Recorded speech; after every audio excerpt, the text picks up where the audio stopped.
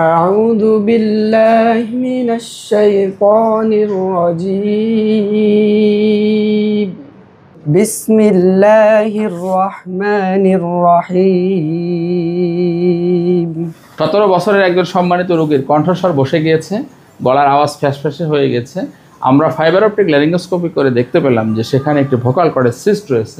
প্রিয় দর্শক, জেনারেল অ্যানেস্থেসিয়ার মাধ্যমে সেই সিস্টের অপারেশনটি ইনশাআল্লাহ তাআলা আমরা সম্পন্ন করব।